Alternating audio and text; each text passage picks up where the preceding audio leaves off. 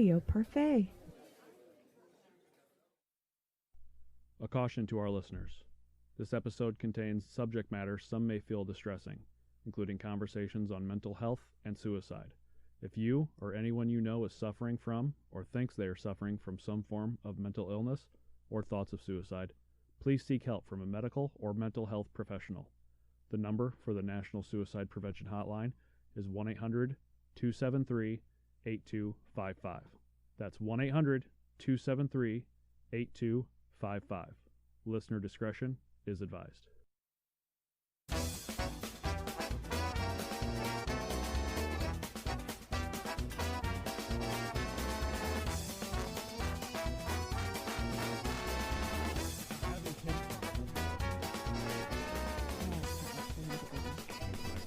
About September before they get out of here. Hopefully. All right. Fingers Hey guys, crossed. how you guys doing? Welcome to Open a Fucking Book.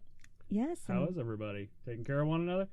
Hopefully. Yeah. Stephanie, how are you doing? I'm good. How are you, babe? I'm fucking here. So, before we get started, some big book news just came out. If you guys don't know, we record this a couple weeks before we put it out just to make sure we have time to edit everything. And life with as many kids as we have gets hectic. So we try to get everything done as soon as possible so we don't have to rush. So this will be a couple weeks out, so the news might be a little old by then. But I think everybody already knows. Some big book news. Stephanie Meyer is releasing Midnight Sun, which years ago was like the first few chapters or whatever she released online. But she finally wrote the entire book, and it is going to be released in August. So, yay for that. As the resident Twilight fan, are we excited about this? I kind of am. I didn't actually read what was released. So it'll be new to you when it finally comes out? It will be completely new to me. I know you read all the books. You have all the fucking books. I do have all the books. Movies? I did see all the movies. I own all the movies. Somewhere they're packed. Somewhere. Not important enough to go looking for. Yeah, no. I got into Twilight, after the whole craze. I wasn't into it when everybody else was into it. Yeah. I was a little behind. Yeah. Which is fine if you're getting into something that everybody else is already into. It's fine to get into it. Don't let anybody make you feel like you're a bandwagon jumper just because you got into something late.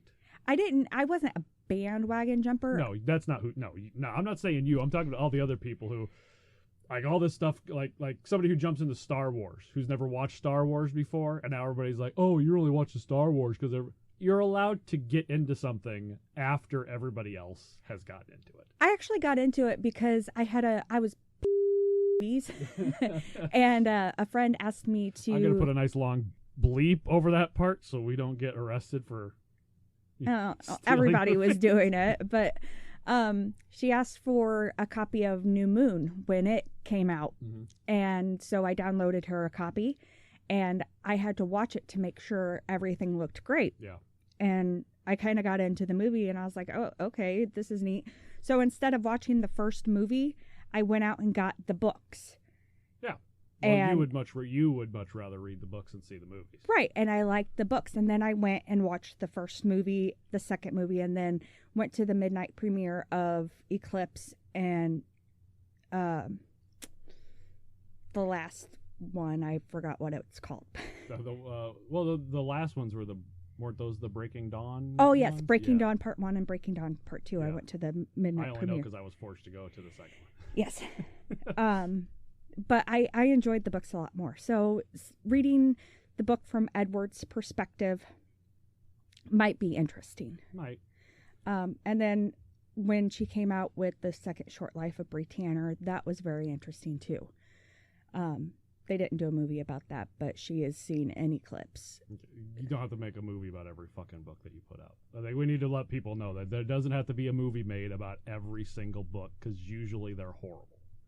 Usually movies based on books are bad just because you can't fit everything from the book into the movie. So you have to cut out shit. You've complained about that with the Harry Potter movies. One of the biggest Harry Potter fans in the fucking world. And you complain about a lot of shit that they leave out.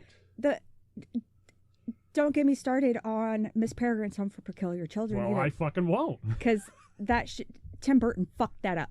and I fucking hate Tim Burton for that now. You can't hate Tim Burton. No, I fucking hate him because he switched the main fucking characters around. But he did everything with Ransom Riggs' approval. Yeah, and Ransom Riggs can suck my dick too.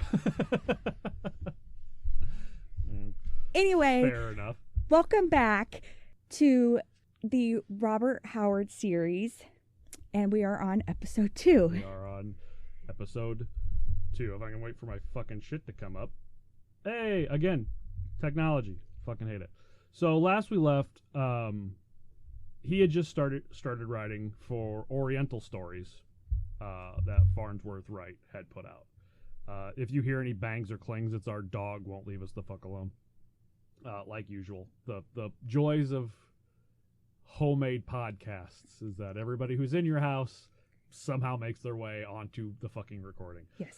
So he was embracing his Irish culture with some of these characters that he had written about. Now, in August 1930, Howard wrote a letter to Weird Tales praising the recent reprint of H.P. Lovecraft's The Rat in the Walls and discussing some of the obscure Gaelic references used within. Stephanie, you've told me that you actually had a friend ask you if we were ever going to cover H.P. Lovecraft. Yes. We will. Rats in the Walls is one of my favorite horror stories. Not really. You can find it in the Necronomicon compendiums that he puts together. H.P. Lovecraft is a horrible racist and not a very good person. I'm going to put that out right now. Robert Howard had his own problems with racism. It's not as prominent in his writings, so it's not something I'm really get into.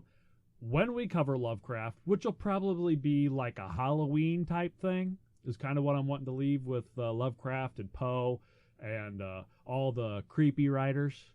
Which I'm excited about. I know. Lovecraft's probably going to be a long one. Poe's going to be a really long one, I would imagine. I love Poe. That will be a big thing that we'll cover, is the fact that he's a horrible racist. The cat in the story Rat in the Walls has a derogatory slur in it, which I will not say, but we mentioned that word in our Mark Twain series. So I just want to we will cover H.P. Lovecraft at some point, probably around October. But yeah, he was not the best guy. You could say it's because he grew up in a different time. That's what everybody says about Howard, is he grew up in a different time in a place where that stuff was prominent. Doesn't make it right. That's everybody's excuses for their parents, and it's bullshit. It doesn't make it right. But we're not going to cover a whole lot of that with Howard, because we don't see it prominent really in his writing, at least not from my perspective. If you have a different perspective, please let us know, and I will gladly come on here and call myself an ass and correct myself. Well, I call you an ass every day. Yeah, so see, we got it covered. Wright forwarded the letter to Lovecraft, who responded warmly to Howard as soon as the two Weird Tale veterans were engaged in vigorous correspondence that would last for the rest of Howard's life. He became a prominent member of the Lovecraft Circle, a group of writers and friends, all linked via the immense correspondence of H.P. Lovecraft, who made it a point to introduce his many like-minded friends to each other and encourage them to share stories, adopt each other's invented fictional trappings, and help each other succeed in the pulp field. So were they like writing fanfics with each other's work? Yes, actually. They were writing fiction for most of them were writing fiction for Lovecraft's work to put in. I'll get to that in a second, that Robert Howard does write some of the stuff that goes into the Cthulhu tales. But yeah, they were trading stories back and forth that had to do with other people's worlds and everything. Kind of. So they created fan fiction. Kinda, yeah. That's awesome. Also, when it says H.P. Lovecraft's, where was it? Too bad Anne Rice couldn't get the memo. Why is that? Oh, where it says like-minded friends. Again, I'm hoping that's not a racist thing and more of a writing thing. I can't stress to you enough how racist H.P. Lovecraft was. I really can't. So I'm hoping that's not what it was. I didn't delve too deep into the Lovecraft Society of Friends. But yeah, like you said, it was pretty much fan fiction. They were writing for each other's I won't worlds. delve too deep into the Anne Rice shit, but she pretty much got lawyers to sue anybody who wrote fan fiction about her characters. Oh, that's bullshit. Yeah. But when we cover Anne Rice, which I'm sure we eventually will. Eventually we'll get to everybody. I saw a Danielle Steele book in Walmart the other day, and it reminded me of the episode 2 of Mark Twain that we did, where I said I was going to write about Danielle Steele. So I got it brewing in me. But we'll get more into the fanfic shit with Okay. when we do Anne Rice. Yeah. Oh, definitely. Because, I mean, she writes a lot about vampire shit and stuff. Yeah. So, I mean, that could be like a quick, around Halloweenish shit. Yeah, we'll get it covered. But back to Howard. Yeah. Now, in this time, Circle of Correspondence has developed a legend about its rivaling literary conclave, such as the Inklings, the Bluesberry Group, and the Beats.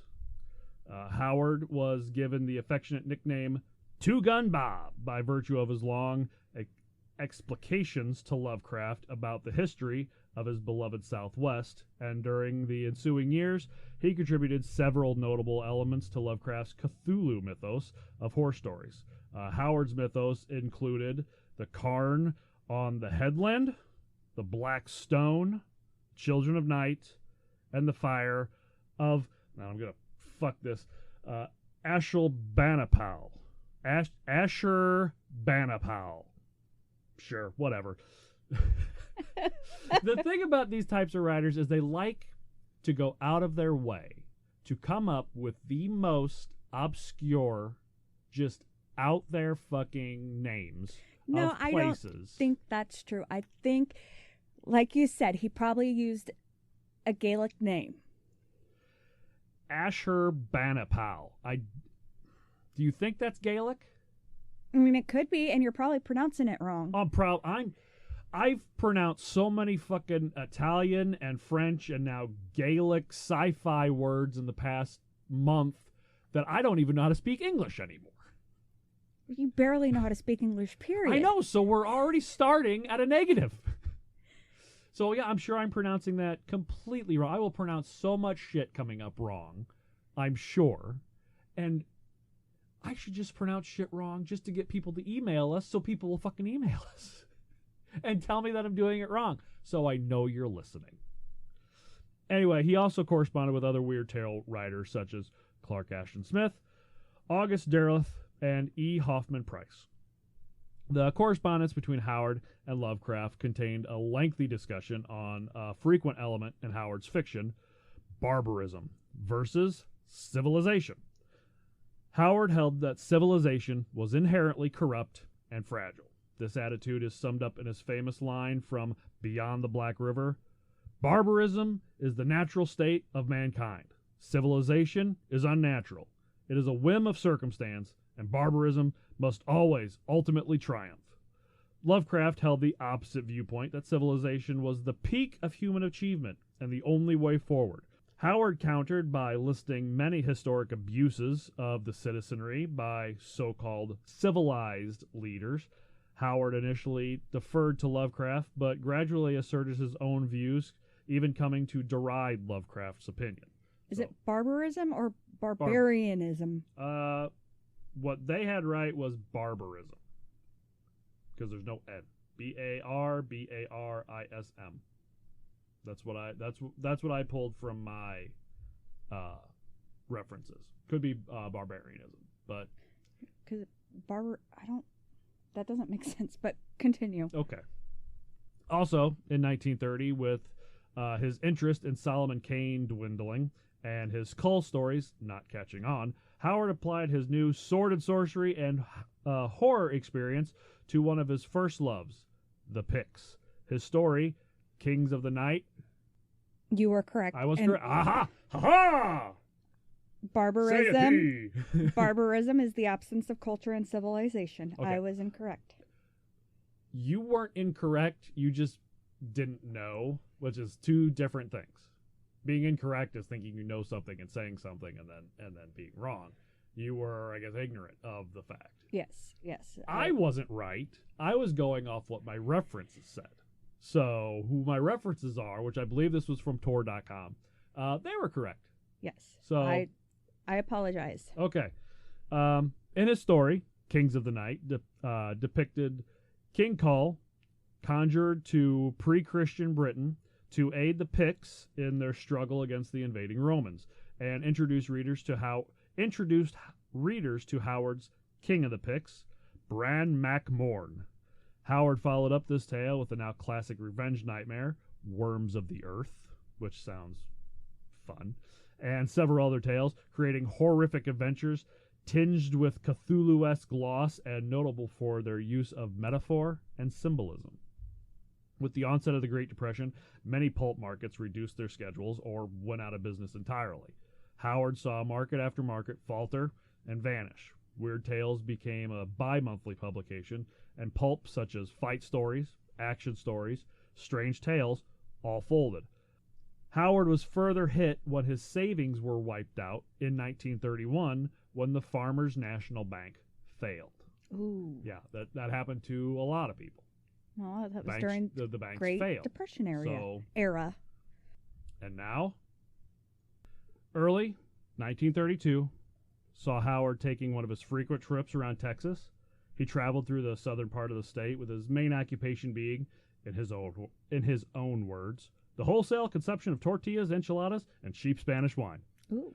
It was in Fredericksburg, while overlooking sullen hills through a misty rain, he conceived of a fantasy land of Samaria, a bitter, hard northern region home to fearsome barbarians. In February, he would write the poem Samaria.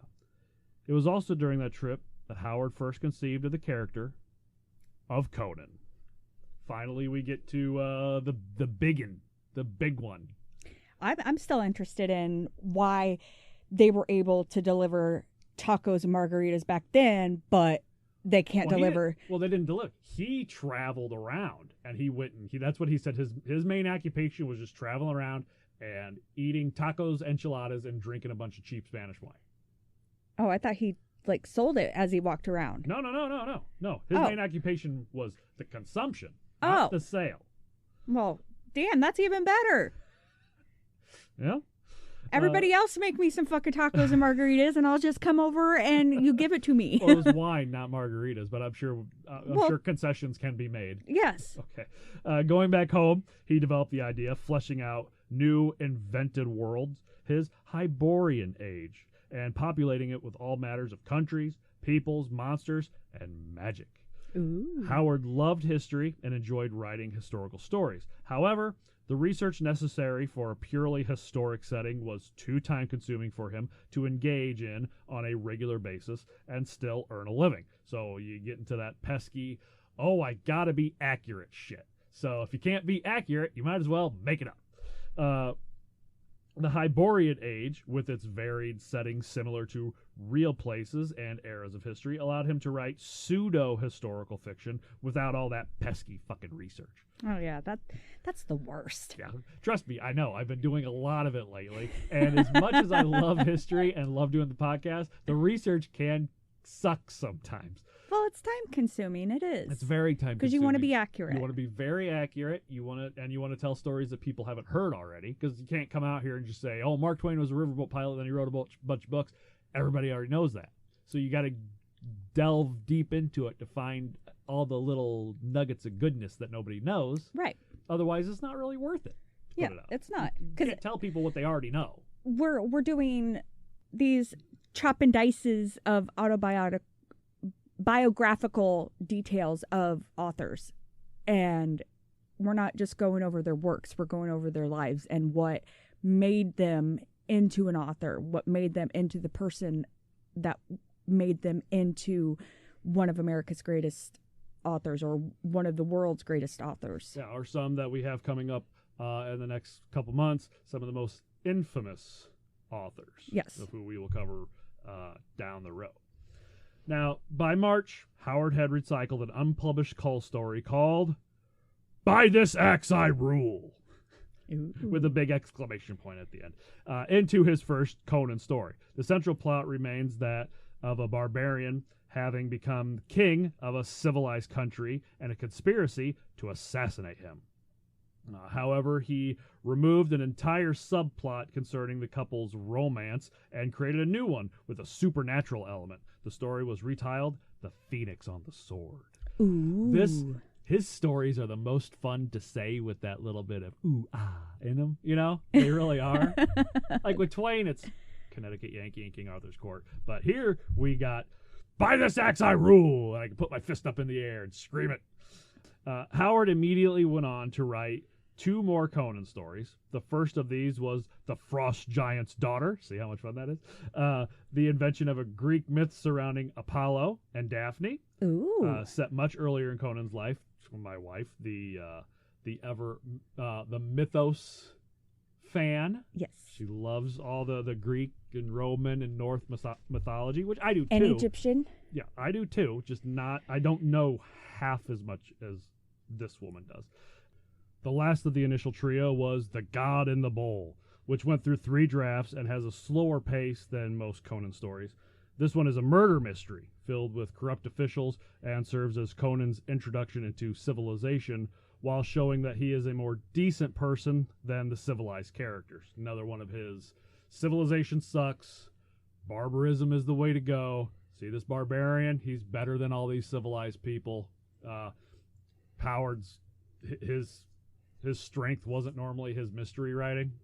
His strength was normally guy with sword, kills bad guy, gets girl with big boobs. That was his type of thing. He had trouble with mystery writings in the past.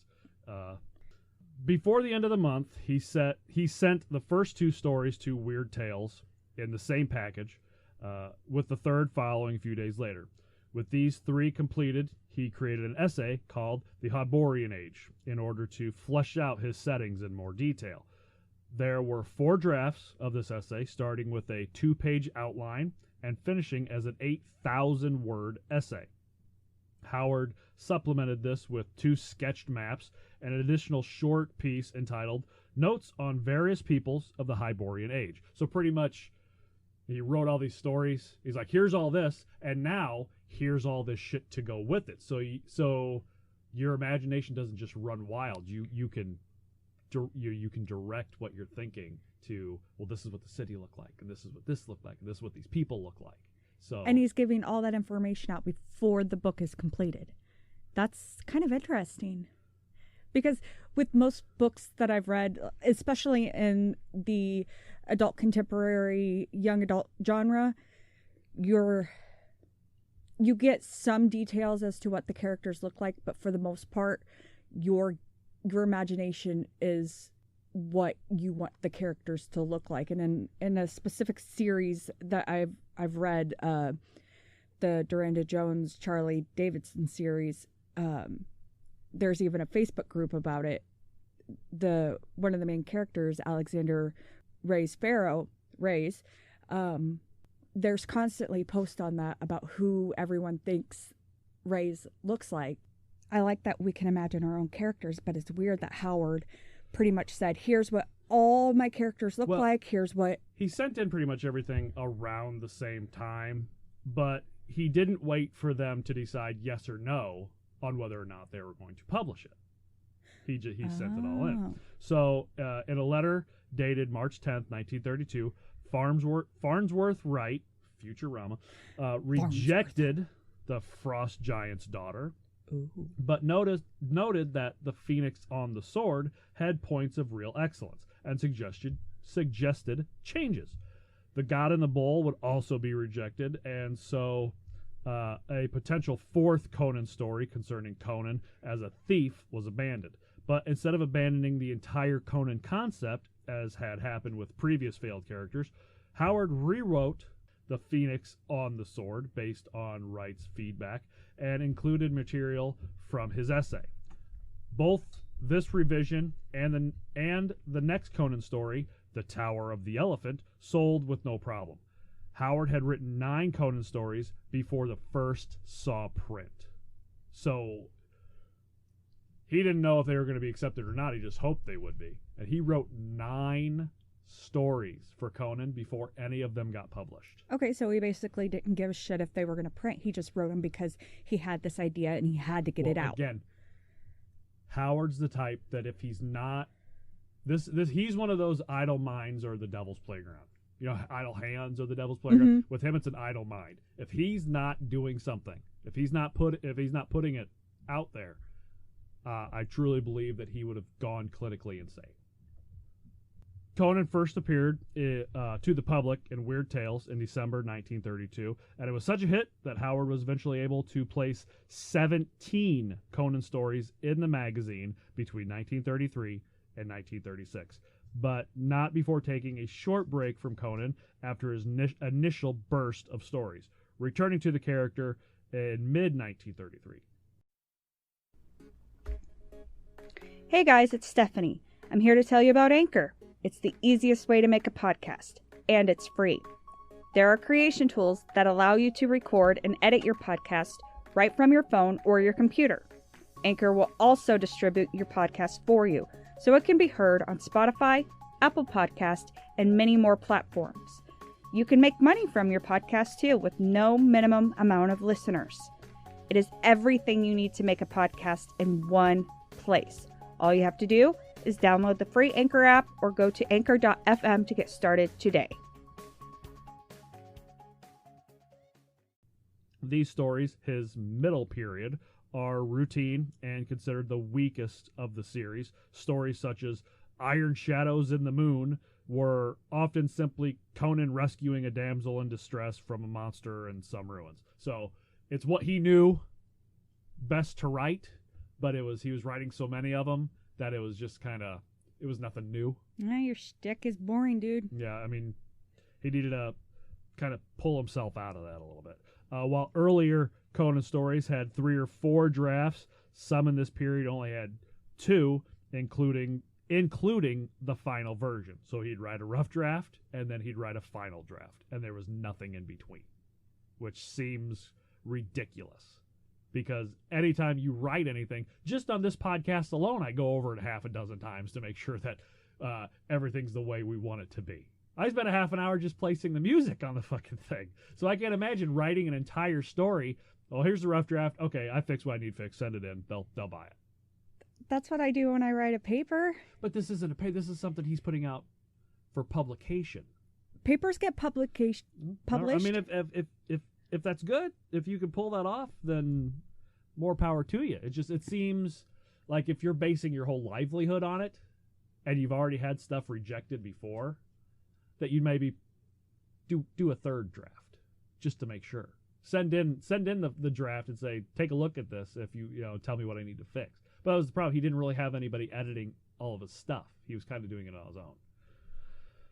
Rogues in the House is the only Conan story to be completed in a single draft. So no rough draft. He just wrote it and sent it in. Which, you're giving me a look, but to me that sounds crazy. Because I've seen you do your work. You write a rough draft and a final draft. But you meticulously go over that to make sure you are doing it right. That's not how I edit as I go. That's not how Howard did things. He'd go ape shit on his fucking typewriter, screaming it while he was typing it out.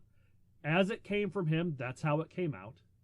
He'd look at it, do whatever editing he needed to do, and then boom, it was out the door. Those are what you do and what others might do.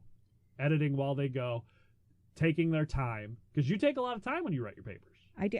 It takes... He didn't take that much time. He would bust those fucking things out. I mean, this is a guy who wrote hundreds of short stories, poems, and letters in the short amount of time that he was writing. Well, maybe by that time when he wrote that one draft, he had so much practice and he knew the story so well in his mind. But they were getting mediocre. You got to think that. But he had a shtick and he was stuck in a rut. But you got to think if he would have taken his time, maybe sent it in, said, "Could you please help me with this? Edit it for me. Let me know what I need fixed." They would have been better stories. They could have been, but he wasn't the type of. He doesn't seem like the type of person to ask for help. No. These stories sold easily, and they included the first and second Conan stories to be featured on the cover of Weird Tales: Black Colossus and Zathul of the Dusk. That's a fun one to say. Grabbing a cool $130 each, which is today about $2,600 Ooh, a piece. damn. It's good money.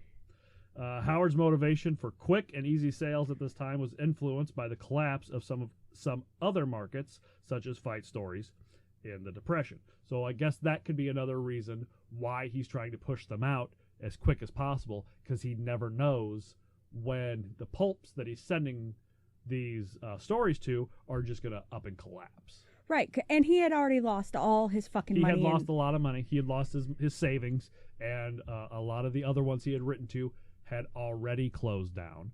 So it makes, to me, it's still a little irresponsible to just shoot him out. You're putting yourself out there. You want to be your best self, but I guess, like I said, if you do it that many times, you kind of know what you're doing. And he wants to get him out as fast as he can so he can make sure that he gets paid for him. Well, yeah, and he's probably trying to save up money because, like you said, he's worried about them closing down like all the other ones did. So he's building up money in case they do close down, so he has a nice little nest egg to survive off of. Well, other big things are going to come. So also in 1933, a British publisher, Dennis Archer, contacted Howard about publishing a book in the United Kingdom. Howard submitted a batch of his best available stories, including The Tower of the Elephant and The Scarlet Citadel, in June. In late 1933, Howard returned to writing Conan, starting again slightly awkwardly with The Devil in Iron, making him $115 or just under $2,200 today for one fucking story. However, this was followed with the beginning of the latter group of Conan stories, which carried the most intellectual punch, starting with The People of the Black Circle, earning Howard $250 for the publication, or just over $5,000 in today's money. Just after New Year's, 1934, Dennis Archer, the English publisher, rejected the collection of stories sent to him, but suggested a novel instead. Though Archer was exceedingly interested in the stories, the rejection letter explained that there was a prejudice that is very strong over here just now against collection of short stories. Quote, the suggested novel, however, could be published by Pauling and Ness Limited in the first edition of 5,000 copies for lending libraries. Howard began to work on the novel in early 1934 and started to write Almeric, a non-Conan sword and planet science fiction novel, but abandoned it halfway. This was followed by another abortive attempt at a novel, this time a Conan novel, which later became Drums of Tombalku, which would go on to be a fantasy short story that would be published after his death. The third attempt at writing the novel was more successful, resulting in Howard's only Conan novel, The Hour of the Dragon. This novel combines elements of two previous Conan stories, Black Colossus and The Scarlet Citadel, with Arthurian myth, and provides an overview of Conan and the Hyborian Age for the new British audience. So they didn't know really about this, so they were getting kind of a smack in the face with Conan. Howard sent his final draft to Dennis Archer May 20th, 1934. He had worked exclusively on the novel for 2 months, writing approximately 5,000 words per day, 7 days a week. Although he told acquaintances that he had little hope for this novel, he had put a lot of effort into it. However, the publisher went into receivership in late 1934 before it could print the novel. Receivership is a situation in which an institution or enterprise is held by a receiver, or a person placed in the custodial responsibility for the property of others, including tangible and intangible assets and rights, especially in cases where a company cannot meet financial obligations or enters bankruptcy. The story was briefly held as a part of the company's assets before being returned to Howard. It was later printed in Weird Tales as a serial over 5 months, beginning with the December 1935 issue. So it didn't become the big novel that he was hoping for, but they were able to get published. It just got published in a pulp magazine instead of in book form. He began to write, although never finished, a Conan story called Wolves Beyond the Border. This was the first Conan tale to have an explicit American setting, and the only one in which Conan himself does not appear. So it's a Conan story, but no Conan. So how can it be a Conan story? Because it's set in the Conan world. Oh. Yeah, it's set. It's probably got some of the characters, sub characters. Yeah, and the monsters. It's still the Conan universe, just no Conan.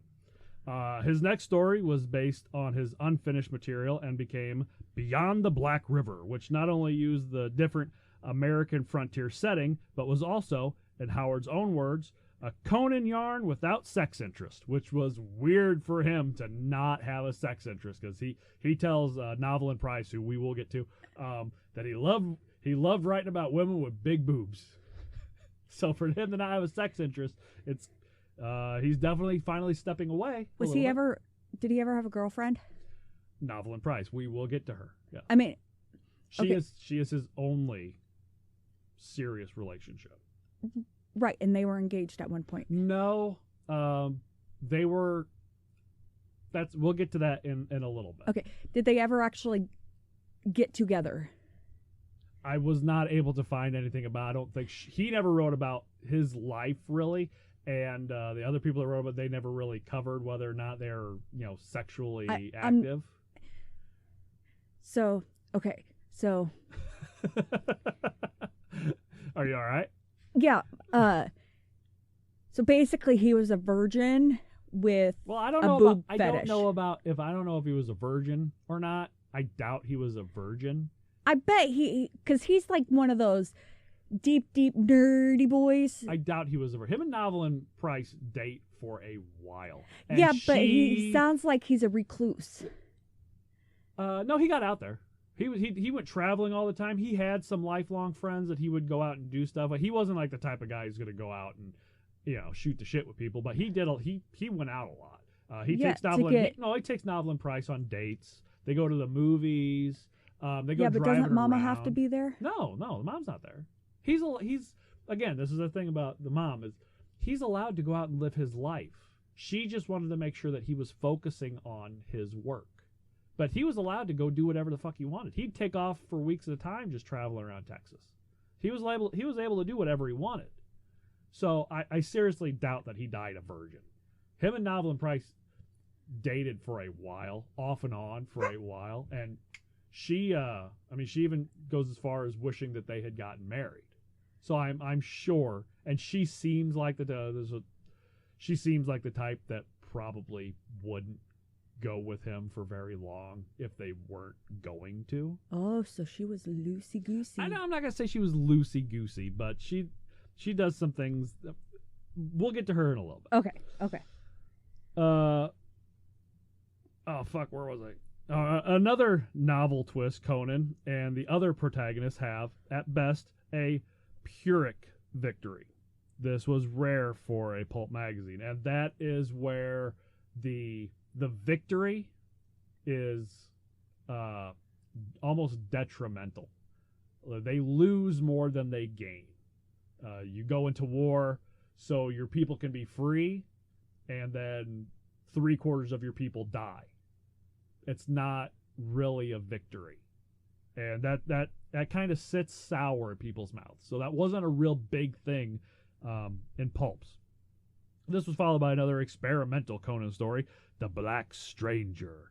With a similar setting, the story was, however, rejected by Weird Tales, and that was rare for later Conan stories to be rejected. It was kind of one of those things, it's a Conan story, throw it in the magazine. But this one didn't make it. Howard's next piece, The Man-Eaters of Zambula, was more formulaic and was accepted by the magazine with no problem. Howard only wrote one more Conan story, Red Nails, which was influenced both by his personal experience at the time and an extrapolation of his views on civilization. Now the Conan series was a leading feature of Weird Tales for the rest of Howard's lifetime, but as payments fell further behind and the medical expenses incurred by Howard's mother's illness mounted, he inevitably looked elsewhere for a steady paycheck. And near the end of his life, he was talking about giving up on fantasy altogether and concentrating on something he had wanted to write about for a very long time, Westerns. My wife is not a big fan of Westerns. I, however, love them. I think they're fun. Bang, bang, choo-choo. I choo-choo. Oh, that's the same thing as space shit, except that bang, bang, it's pew, pew. I like the pew better than the bang, bang. All right, well, to each their own. I don't like country shit. You know? And that's fine. In the spring of 1933, Howard started to place work with Otis Adelbert Klein. Oh, yeah. A former pulp writer as his agent. Klein encouraged him to try writing in other genres in order to expand into different markets. Klein's agency was successful in finding outlets for more of Howard's stories and even placed works that had been rejected when Howard was marketing himself alone. Howard continued to sell directly to Weird Tales, however. He had set up a relationship with them. He didn't need somebody getting in the middle of that. Him and Weird Tales were BFFs. They were simpatico. They knew, they were good. Oh, look at your Spanish. That's Spanish? Simpatico? Yeah. Well, fuck, I thought it was Portuguese. Howard wrote one of the first weird Western stories ever created. The Whore from the Mound. So this might be a Western that you actually like, because it's not just Western, it's weird horror Western. Okay, so that might be interesting. Yeah, it's not like The Quick and the Dead or something where it's all Western and it's all guns. I don't even know what that exactly. Or The Good and Bad and the Ugly. Okay, that's it's not what's his face? Yeah, it's not all shoot 'em ups. There's a horror element behind it. It was published in May 1932, issue of Weird Tales. This genre acted as a bridge between his early weird stories, as a contemporary term for horror and fantasy, and his later straight Western tales. He tried writing detective fiction, but hated reading mystery stories and disliked writing them, and honestly wasn't very good at it, like we covered before with the Conan one. More successfully in late 1933, Howard took a character conceived in his youth, Elborak, and began using him in mature professional tales of World War I era Middle Eastern adventures that landed in top-notch, complete stories, and thrilling adventures. The 1920s version was a treasure-hunting adventurer, but the 1930s version, first seen in The Daughter of Erlik Khan in the December 1934 issue of Top Notch, was a grim gunfighter keeping the peace after having gone native in Afghanistan. As with his other series, he created another character in the same vein, Kirby O'Donnell. Not very fantasy name. It's one of the only names I could say that he's created. But this character lacked the grim Western elements and was not successful, probably because he had a name that everybody could pronounce. You'd think that would be more successful, especially in the United States, because he's an everyman man. Yeah, but when you're reading fantasy, you don't want an everyman man. You want somebody bigger than life. Well, even in fantasy, you want someone you can relate to and imagine yourself. Not back then, because it was so new back now. And everybody wanted to escape their mundane lives. Yeah, yes. because life was fucking horrible in the 1930s. Yeah, so yeah. The 1920s, everything was popping. It was the fucking roaring 20s. But the 30s hit, and it was fucking horrible. They didn't realize it was going to get worse when World War II broke out, but you need to escape. And at that time, it was this whole fantasy thing was kind of new as far as being in publication. So you didn't want somebody you could relate to. You wanted barbarians and women with huge boobs. And that's what he wrote. Well, yeah, because most women didn't have huge boobs back then. Well, they had the, Okay. Anyway, in the years since Conan had been created, Howard found himself increasingly fascinated with the history and lore of Texas and the American Southwest. Many of his letters to H.P. Lovecraft ran for a dozen pages or more, filled with stories he had picked up from elderly Civil War veterans, Texas Rangers, and pioneers. His Conan stories began featuring Western elements, most notably Beyond the Black River, The Black Stranger, and the unfinished Wolves Beyond the Border. By 1934, some of the markets killed off by the Depression had come back, and Weird Tales was over $1,500 behind on payments to Howard, or just over $29,000. They owed him $29,000. Why would he continue writing for them and sending him his works? He just had faith that eventually they would come back, and a lot of his stuff is that he sent the stuff in because you didn't get paid until it got published. So you'd sent this stuff in, and they take it and they publish it, but then they never send them the check. So they already had the stories. Yeah, and they obviously had to make the money if they went into print. Yeah. The author, therefore, stopped writing weird fiction and turned his attention to steadily growing passion of the Western. The first of Howard's most commercially successful series within his own lifetime was started July 1933. Mountain Man was the first of the Breckenridge Elkins stories. Mountain Man! Humorous westerns in a similar style to his early Sailor Steve Costigan stories, and again featuring an exaggerated, cartoonist version of Howard himself as the main character. Now, written as tall tales in the vein of Texas tall lying, like Pecos Bill or Paul Bunyan, the story first appeared in the March-April 1934 issue of Action Stories. Again, not very creative with the names of the magazine, and was so successful that other magazines asked Howard for similar characters. Howard created Pike Bearfield for Argosy and Buckner J. Grimes for Cowboy Stories.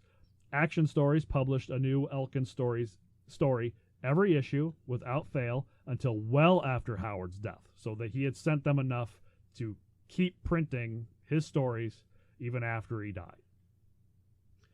At Klein's suggestion, he also created A Gent from Bear Creek, a Breckenridge Elkins novel comprising existing short stories and new material. The stories continue on from each other like chapters in a book. The stories are humorously written, as if told by Breckenridge Elkins, a hillbilly with no schooling. He and his kin lived in the Humboldts in Nevada. Elkins is 6 feet 6 inches tall, as strong as a grizzly bear, and can be bad-tempered if riled. And there's a lot to rile him, especially his relatives. But he's dumb as hell. Well, he's a hillbilly. So, yeah. However, Conan remained the only character that Howard ever spoke of with his friends in Texas, and the only one in whom they seemed interested. It is possible that Breckenridge Elkins and other characters in his stories were too close to home for Howard to be entirely comfortable discussing them. In spring 1936, Howard sold a series of spicy stories to... They're spicy stories, so what do you think the name of the magazine is? Spicy. They're spicy adventure stories. So what's the name of the magazine? Spicy Adventure Stories. Very good. Spicy Adventure Stories. The Spicy series of pulp magazines dealt in stories that were considered borderline softcore pornographic at the time, but are now Cinemax. But they're now similar to romance novels, Danielle Steele and the like. These stories, which Howard referred to as bubbly twisters, featured the character Wild Bill Clanton and were published under the pseudonym Sam Walser. So he didn't want people to know it was really him. Hey, all you book people. Do you love wrestling? Do you hate wrestling? Well, I got the podcast for you. I know it's not real, but That Had to Hurt is a podcast Stephanie and I do on all the things we love and hate about wrestling today. Get a viewpoint from people who are strictly fans and live outside the industry. So go to audioparfait.com, Apple Podcasts, Stitcher, Spotify, or wherever you get your podcasts. Now, normally, I wouldn't go into too much detail about a relationship with a random girlfriend, but Howard is known to only have had one girlfriend in his lifetime. Poor guy. Novelyn Price.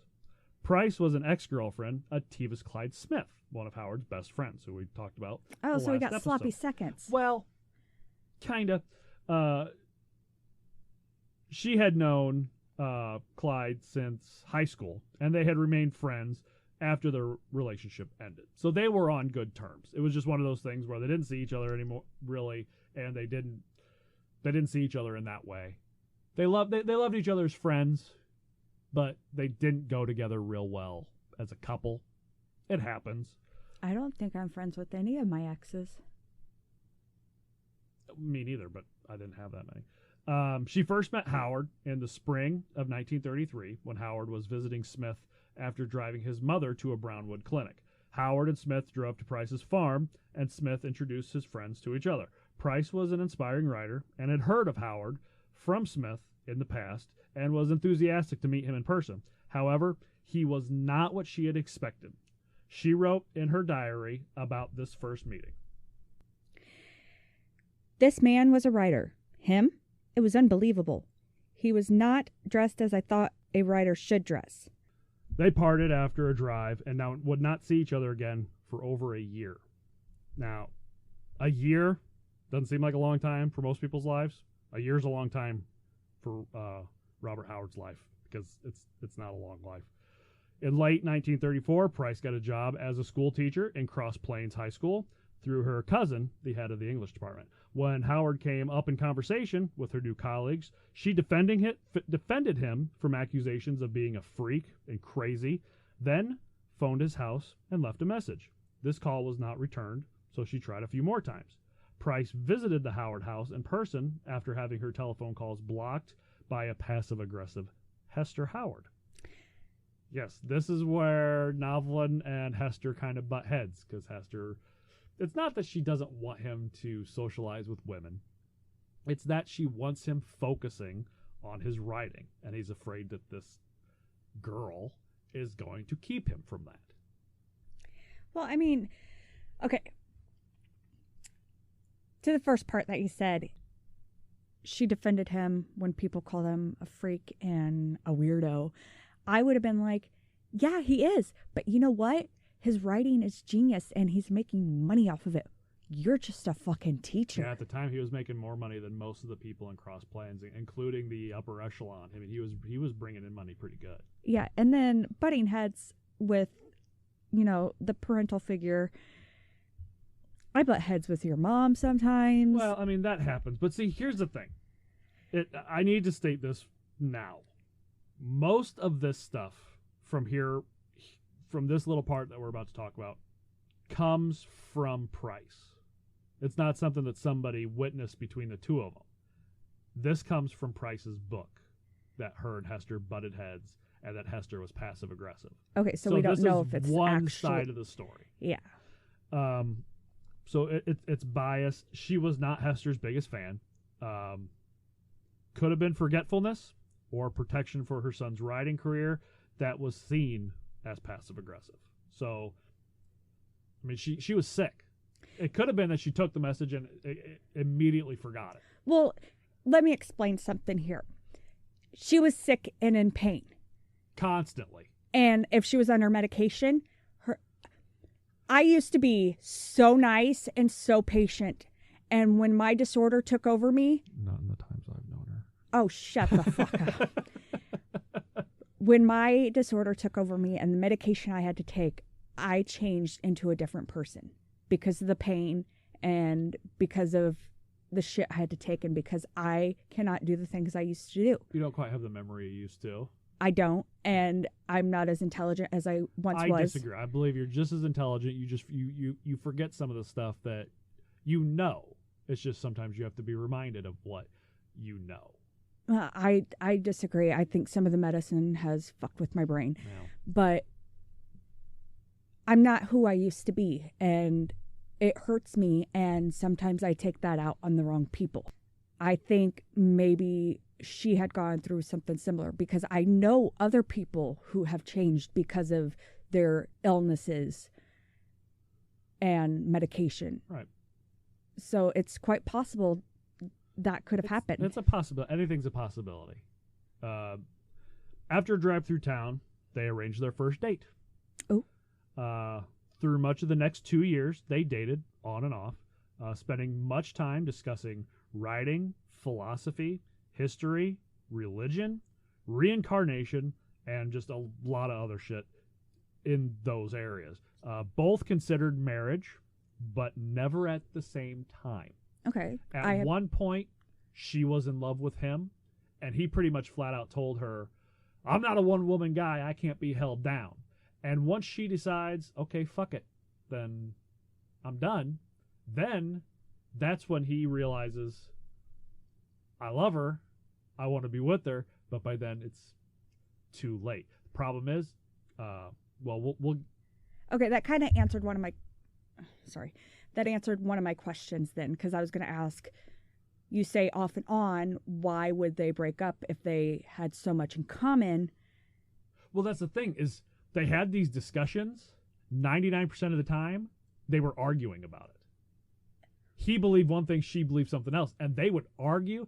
They'd argue about religion. They'd argue about women in general, because he had a very misogynistic way of thinking, and she was a modern 30s woman, and they didn't agree, and she just kind of would put up with it a little bit. Like she'd take off walking, like they'd be walking around, like they'd be driving around, or they'd be parked somewhere naked, as they'd say back in the day, and they'd get into a conversation or argument. She'd storm off, and he'd drive through fields or dirt roads or whatever to catch up to her, pull the car over in front of her, and yell at her to get in. And she'd cross her arms and harumph, and then get in the fucking car, and they'd drive away. They just wouldn't talk on the way home, or they would talk, and she'd eventually forgive him, and they'd go back to doing whatever they were doing before. That's kind of the relationship they had. They fell in love, just not exactly at the same time, or for maybe the same reason. I think she fell in love more with the fact that he was obviously a tortured soul, and he obviously had all this shit going on in his head, and for a lot of women, that's a draw. They see this guy who needs help, and they fall in love with him because they think that they can help him. Or they think that they can fix him. Yeah. I know way too many women who think that they can do that today. But that was I'm guessing that was his draw, is that he was obviously a tortured genius, and that's a very big draw for a certain type of person. And she just happened to be that type of person. And she was just a woman, and he loved her too. Maybe she had big tits. I've seen pictures.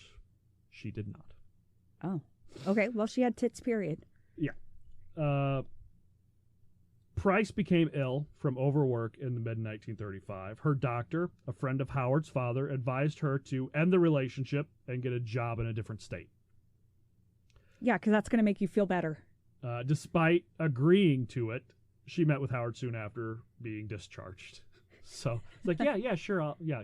And then she goes right back to him. That's probably another reason she liked him so much, because she was told to stay away. And what do you want when you're told to stay away from something? What's the only thing you want to do? Go to that thing that you were told to stay away from.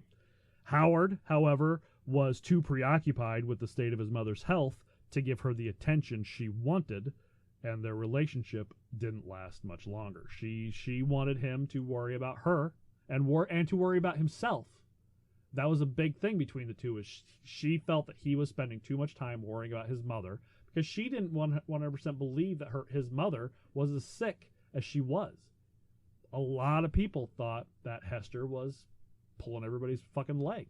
Yeah, I remember you saying that in the last episode. Yeah. And it's obviously not true.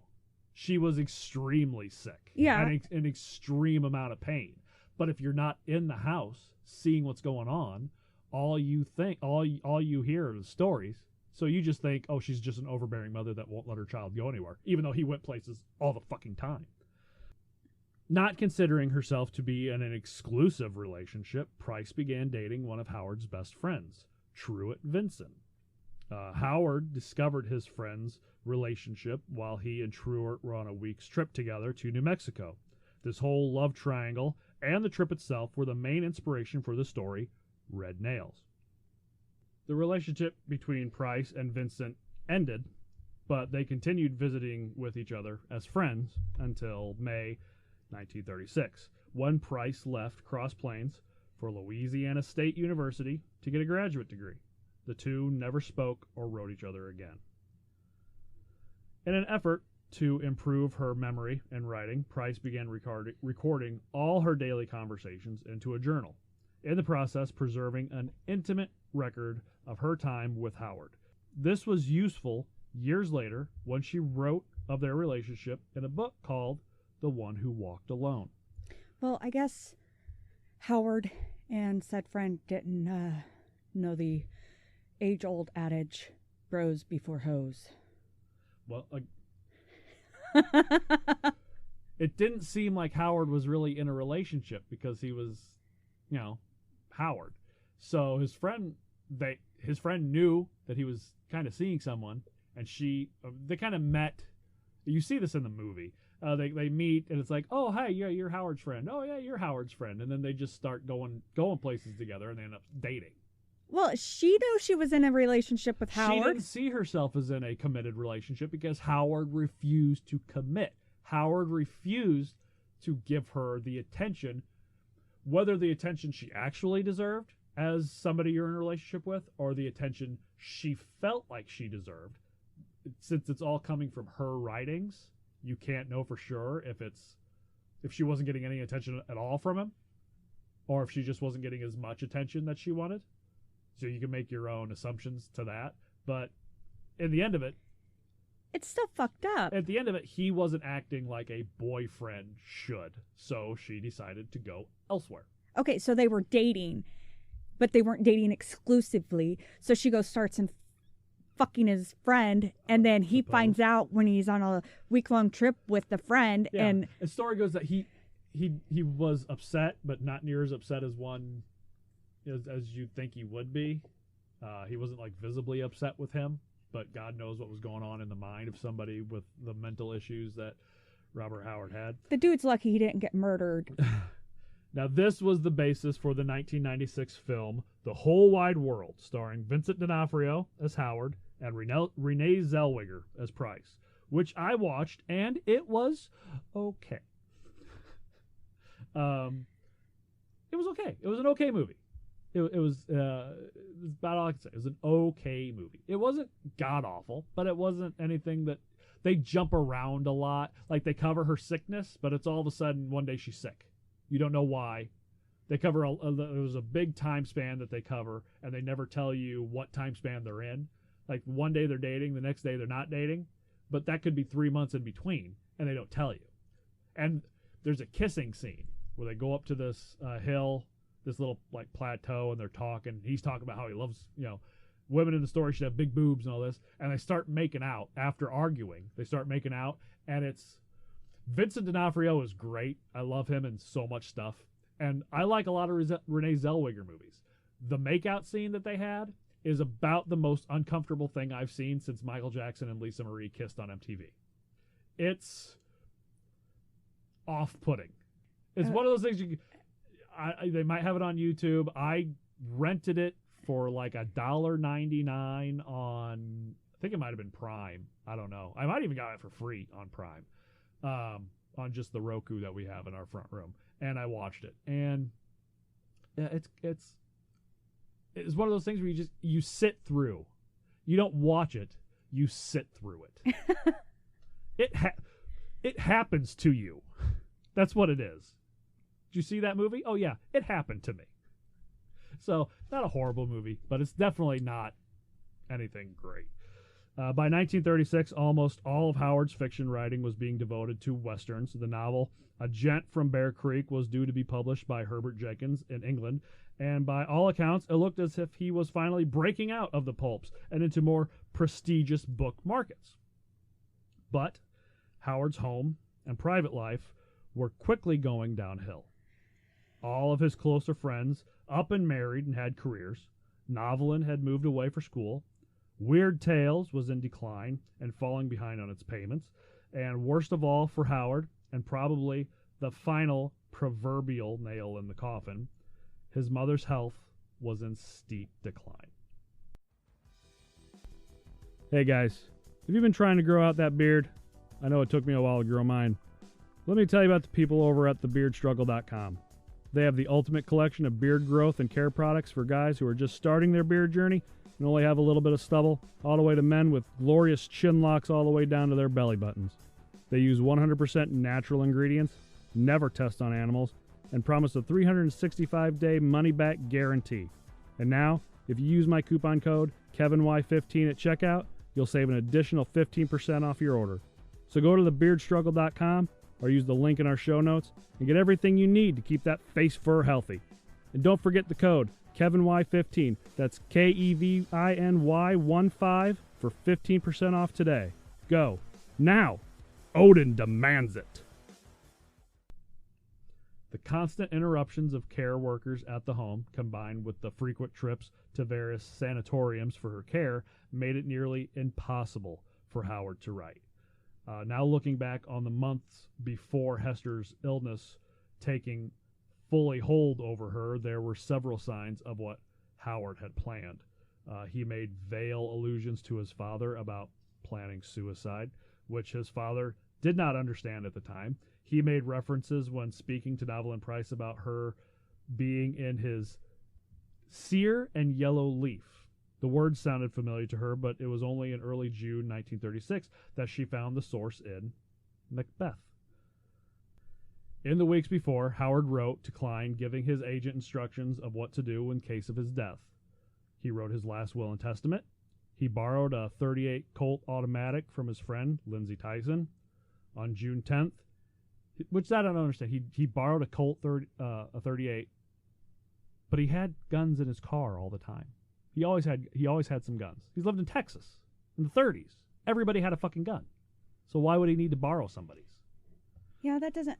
Well, the guns in his car were specifically for... His enemies. His enemies. His fucking enemies. He was not himself an enemy. I mean, I guess you could put it that way. I don't know. That stuck out to me. He always had guns. I don't know why you need to borrow them. On June 10th, he drove to Brownwood and bought a burial plot for the whole family. On the night before, when his father confirmed that his mother was finally dying, he asked where his father would go afterwards. Isaac Howard replied that he would go wherever his son went, thinking he meant to leave Cross Plains. All fled, all done, so lift me on the pyre. The feast is over, and the lamps expire. This was Howard's note found in his typewriter after the event. The lines were taken from the poem The House of Caesar by Viola Garvin. Now, we're going to get to some real heavy stuff, so if you have problems with death or talks of suicide, you might want to either stop now or skip forward a bit until we're done. Just a note for anybody who's listening. In June 1936, as Hester Howard slipped into her final coma, her son maintained a death vigil for his father and friends of the family, getting little sleep, drinking huge amounts of coffee, and growing more despondent. On the morning of June 11th, 1936, Howard asked one of his mother's nurses, a Mrs. Green, if she would ever regain consciousness. When she told him no, he walked out to his car in the driveway, took a pistol from the glove box, placed the end of the barrel just above and a little behind his right ear, and pulled the trigger. His father and another doctor rushed out, but the wound was too grievous for anything to be done. Howard lived for another 8 hours, dying at 4 p.m. His mother died the following day. The story occupied the entirety of that week's edition of the Cross Plains Review, along with the publication of Howard's A Man-Eating Jeopard. On June 14th, 1936, a double funeral service was held at Cross Plains First Baptist Church, and both were buried in Greenleaf Cemetery in Brownwood, Texas. Howard seemed to have been horrified by the idea of becoming old and infirm. Even at the age of 24, he wrote to Harold Pierce, "I am haunted by the realization that my best days, mental and physical, lay behind me." 3 years later, he again wrote about how old age regarding boxers, saying, "It makes me feel like an old man to watch fighters I knew in their prime get slapped around by kids. A fighter's life is short at best. No time to waste, no time to rest. The spotlight shifts, the clock ticks fast. All youth becomes old age at last." Some say the writers, too, some of them. A letter to August Derleth, another 3 years later, contained the declaration that Howard wished to die while still young and strong. He had a fear of getting old, a real one. And at the age of 24, he felt his best days were behind him. That's just sad. H.P. Lovecraft wrote a moving obituary for Howard in Weird Tales, lauding the incomparable vividness of Howard's tales, and then singled out one of his most effective accomplishments, the description of vast megalithic cities of the Elder World. Around those dark towers and labyrinthian nether vaults clings an aura of pre-human fear and necromancy which no other writer could duplicate. So, of course, he's going to write a moving obituary, but he's got to make it a Lovecraftian obituary. Of course. Robert E. Howard's health, especially his mental health, has been the focus of biographical and critical analysis of his life. In terms of physical health, Howard had a weak heart, which he treated with taking digoxin, which is a medicine taken for a multitude of heart issues. The precise nature of Howard's mental health has been much debated, both during his life and following his suicide. Three main points of view. Some have declared that Howard suffered from an Oedipal complex or something similar, which is a theory developed by Sigmund Freud. The positive Oedipus complex refers to a child's unconscious sexual desire for the opposite sex parent and hatred for the same-sex parent. The negative Oedipus complex refers to a child's unconscious sexual desire for the same-sex parent and hatred for the opposite-sex parent. Freud considered that the child's identification with the same-sex parent is the successful outcome of the complex, and that the unsuccessful outcome of the complex might lead to neurosis, pedophilia, and homosexuality. So I don't buy this diagnosis, but it's out there. I don't either.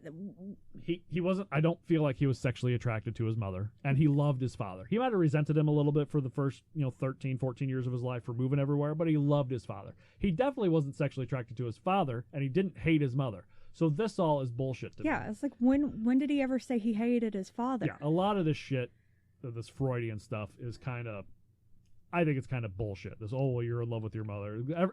Every guy wants to marry a woman who reminds him of their mother in certain ways, but that doesn't mean I'm sexually attracted to my mom. That's fucking weird. And as of today, most psychologists deny the works of Freud. Yeah, the whole unsuccessful outcome of the complex leading to neurosis, pedophilia, and homosexuality, that is a very early 1900s way of looking at shit, which unfortunately a lot of people still look at it like that, but it's just not true. Another viewpoint is that Howard suffered from a major depressive disorder, which is seemingly more probable. Probably bipolar, manic depressive, something along those lines. He had probably some type of chemical imbalance. Yes, either bipolar, maybe a bit of borderline personality disorder. Possibly. The third view is that Howard had no disorders and his suicide was a common reaction to stress. Knowing what we know about clinical depression and suicide, it's highly doubtful that this is the case, but it is an opinion. I don't think that it was stress. I think that the only reason he lived as long as he did was to take care of his mother. If his mother would have died 3 years earlier, he probably would have done it 3 years earlier. Yes. The only saving grace might have been if him and Novelin would have had a strong relationship. she may have been able to pull him out of it, but I can't put that all on her because we don't know. He may have still done it. But I believe that she was probably the reason he lived as long as he did. Yes. I think if he would have found a different girl that he had more in common with, then... I can't imagine a girl he's going to have a whole lot in common with. I know. And especially back in the 1930s, that's very rare, especially in Texas, too. But... So many of his writings came to be published and or released after his death. For a full list by year of all his writings, you can visit howardworks.com/years.html. I am not going to go through them because there are literally hundreds, and we would be here for hours. There's just way too many to name. But that is the crazy, tragic life of Robert E. Howard. That's it. I mean, founder of Sword and Sorcery. His life is fucked up. I told you at the beginning that this was gonna be fun for a lot of it, and then it was gonna be not fun at all at the very end. I mean, you can talk about death with people all you want, but still, there's usually a happy silver lining. Mark Twain lived a long, fulfilling life, and yeah, he died, but it was still the way Howard went. It's tragic, and God, you would love to see what he could have done with even a few more years. Yeah, and he said, he's like, a few writers wrote really well when they were old, but like, yeah, it's like, dude, many authors. Mark Twain was writing at the same time you were. Well, Mark Twain had died right around the time he was born. Mark Twain died in the 1910, and Howard was born the very beginning of the 1900s. So by the time he was writing, Twain was dead. But he had all that to go off of. He could read all that. Right. And he was in his 60s and 70s when he was writing all that stuff. So, yeah, you can't say that old authors aren't good anymore, because there are plenty of good old authors. He didn't like age. I know. I get that. I get that he's scared. I'm afraid of growing up, basically, but I'm also excited too. But because I'm a Toys R Us kid. I don't want to grow up. I'm scared of becoming a grandma. You brought up, what do I want to be called? I was like, I don't know. I'm too young to be a grandma. You're never too. I mean, technically, you're not too young. We have an 18-year-old. We're technically not too young to be grandma. I know, but or he's gonna be 19. Yeah, in just a few months. Yeah. Yeah, but which is old enough to have a kid. Trust me. I know. I know. I know. That I had a kid at 20. Yeah. But it's just, I'm not ready to think about it yet. No, that's best not to think about. Like most things going on right in the year 2020, it's best not to think about it. Yeah. It's like, he probably fixated on it way too often because he was seeing his mother die at a young age. That probably didn't help at all. And he seems like the type of person, again, that would fixate on a lot of things if he wasn't keeping himself busy. If he's writing, he's not thinking about old age. But once he's done writing... He probably had a shit ton of anxiety. I imagine he was full of fucking anxiety. But not enough to keep him just in the house. He still went out and did shit. Yeah. But I imagine it's something that probably ate away at him. Yeah, as long as he was busy, he wasn't thinking about it. Yeah. And that's why he was just shouting or maybe he had some form of autism that wasn't even known back then. Anything's a possibility. I mean, we could sit here and psychoanalyze Robert E. Howard till the fucking cows came home. And the problem is we don't have any cows, so we'd never stop because they'd never fucking come home. Well, I could moo. Yeah. But that's our series on Robert E. Howard. I hope you all enjoyed it. Yes, and I hope we didn't scar anybody too much. Come back next week. We'll have some more. Stephanie, let's get the socials out there so everybody can get a hold of us. Yes. At Open a FING Book on Twitter and Instagram. At Audio Parfait on Twitter and Instagram. And mine is at ECJBAT on Twitter and Instagram. You can get me at Young ETAM. That's YOUNG ETAM on Instagram and Twitter. Go to our website, www.audioparfait.com. Email us at info@audioparfait.com. Go to our Anchor page, anchor.fm/openafbook, and you can leave us a voice message and tell us what you like, tell us what you don't like, give us ideas. Go on there, and you never know, your voice might end up on one of our podcasts. Ooh, wouldn't that be fancy? Wouldn't it? We do have a specific shout out. We do. Go to the website, go to our socials, and you'll see this brand new, beautiful logo, cover art.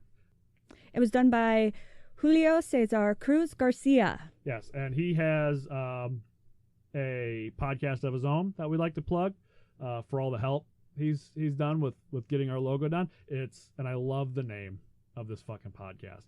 It's blah, blah, blah, words are hard. And before I talked to him on there, on Facebook about our artwork, I was mad because I hadn't thought of that name first. Because it's genius. It's true. If you listen to this, you'll hear me stumble along plenty because fuck, words are hard. And he's right. For some people. For me, words are hard. So, but thank you guys for showing up and listening. Rate us, review us. We are literally anywhere you listen to podcasts. Go to the website and listen, and do yourself a favor. Between now and then, we get to talk to you next time. Go out, open a fucking book. Yes, and tell your friends to open a fucking book too. That's right. All right, bye guys. Bye guys. Have a good day.